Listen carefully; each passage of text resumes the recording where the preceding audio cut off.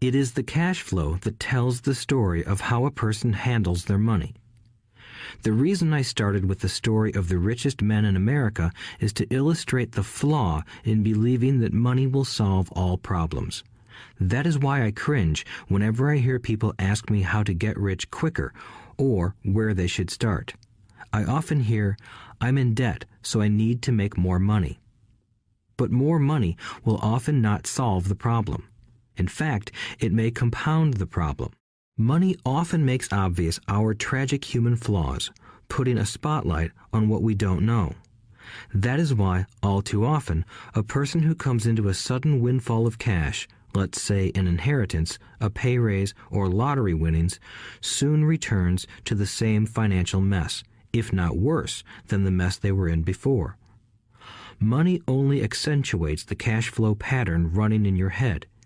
If your pattern is to spend everything you get, most likely an increase in cash will just result in an increase in spending. Thus the saying, "A fool and his money is one big party." I have said many times that we go to school to gain scholastic and professional skills, both of which are important. We learn to make money with our professional skills. In the 1960s, when I was in high school, if someone did well academically, people assumed this bright student would go on to be a medical doctor because it was the profession with the promise of the greatest financial reward. Today, doctors face financial challenges I wouldn't wish on my worst enemy. Insurance companies taking control of the business, managed health care, government intervention, and malpractice suits. Today, kids want to be famous athletes, movie stars, rock stars, beauty queens, or CEOs because that is where the fame, money, and prestige are. That is the reason it is so hard to motivate kids in school today. They know that professional success is no longer solely linked to academic success, as it once was. Because students leave school without financial skills, millions of educated people pursue their profession successfully, but later find themselves struggling financially. They work harder, but don't get ahead. What is missing from their education is not how to make money, but how to manage money. It's called financial aptitude, what you do with the money once you make it, how to keep people from taking it from you, how to keep it longer, and how to make that money work hard for you. Most people don't understand why they struggle financially because they don't understand cash flow. A person can be highly educated, professionally successful, and financially illiterate. These people often work harder than they need to because they learned how to work hard, but not how to have their money work hard for them. The story of how the quest for a financial dream turns into a financial nightmare. The classic story of hardworking people has set a pattern. Recently married, the happy, highly educated young couple moves into one of their cramped, rented apartments. Immediately, they realize that they are saving money because two can live as cheaply as one. The problem is the apartment is cramped. They decide to save money to buy their dream home so they can have kids. They now have two incomes, and they begin to focus on their careers. Their incomes begin to increase. As their incomes go up, their expenses go up as well. The number one expense for most people is taxes.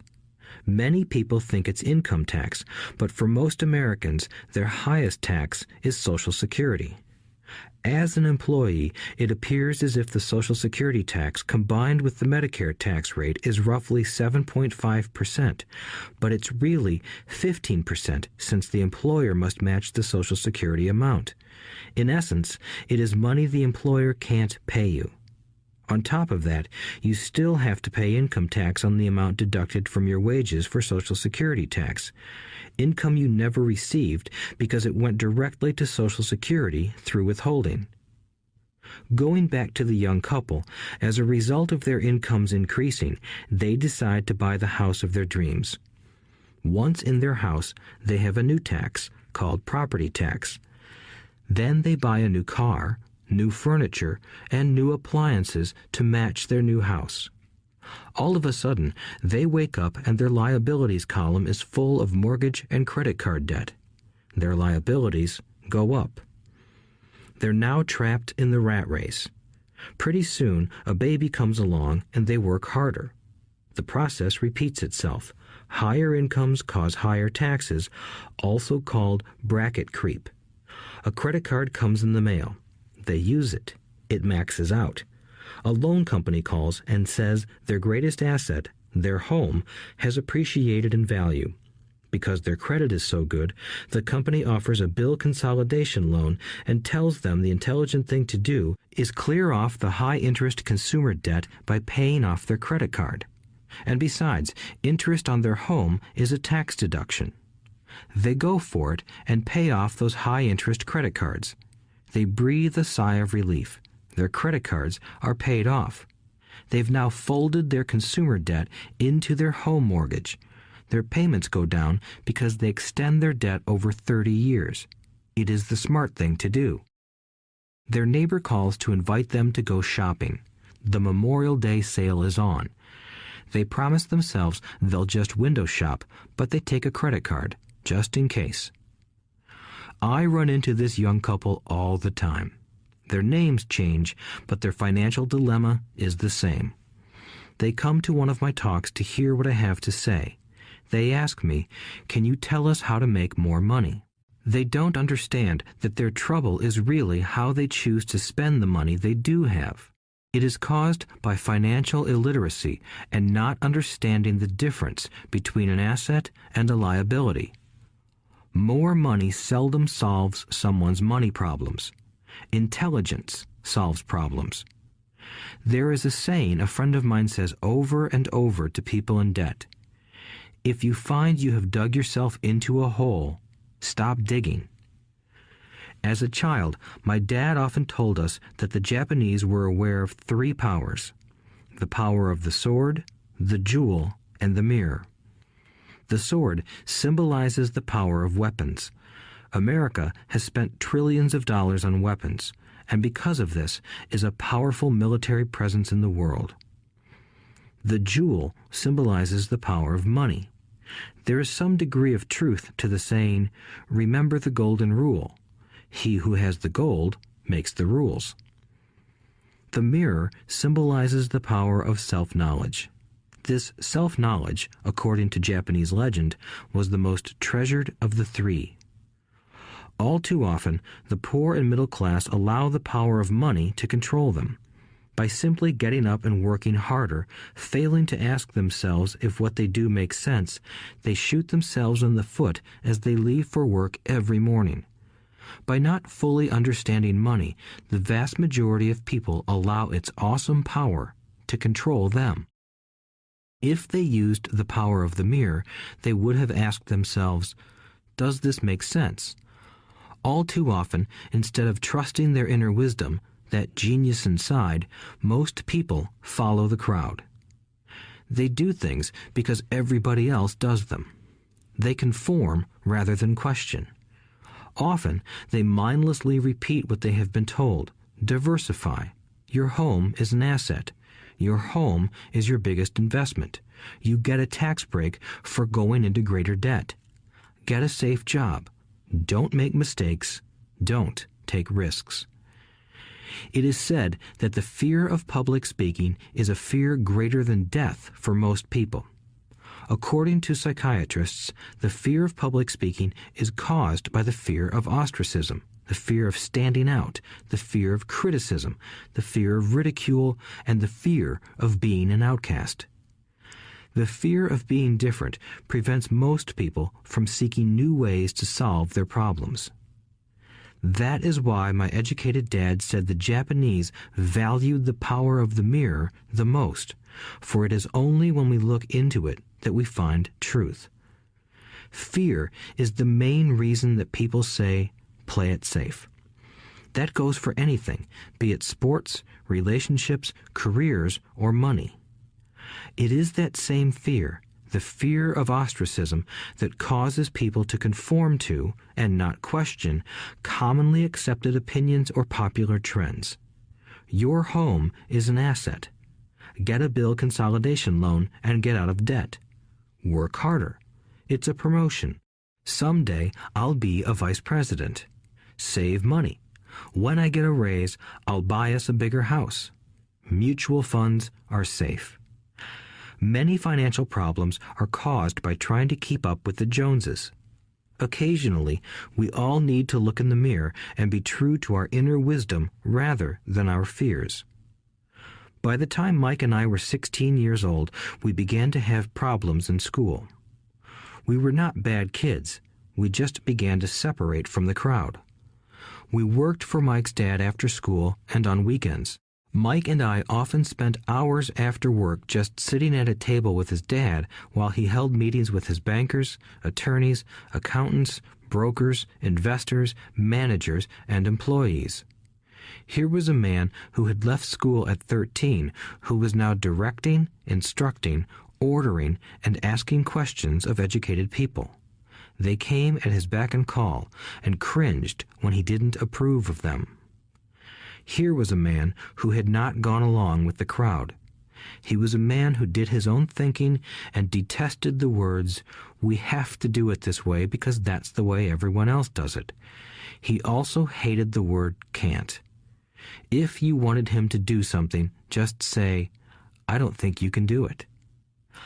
Mike and I learned more sitting in on his meetings than we did in all our years of school, college included. Mike's dad was not book smart, but he was financially educated and successful as a result. He told us over and over again, an intelligent person hires people who are more intelligent than he is. So Mike and I had the benefit of spending hours listening to and learning from intelligent people. But because of this, Mike and I couldn't go along with the standard dogma our teachers preached, and that caused problems. Whenever the teacher said, "If you don't get good grades, you won't do well in the real world," Mike and I just raised our eyebrows. When we were told to follow set procedures and not deviate from the rules, we could see how school discouraged creativity. We started to understand why our rich dad told us that schools were designed to produce good employees instead of employers. Occasionally, Mike or I would ask our teachers how what we studied was applicable to the real world, or why we never studied money and how it worked. To the latter question, we often got the answer that money was not important, that if we excelled in our education, the money would follow. The more we knew about the power of money, the more distant we grew from the teachers and our classmates.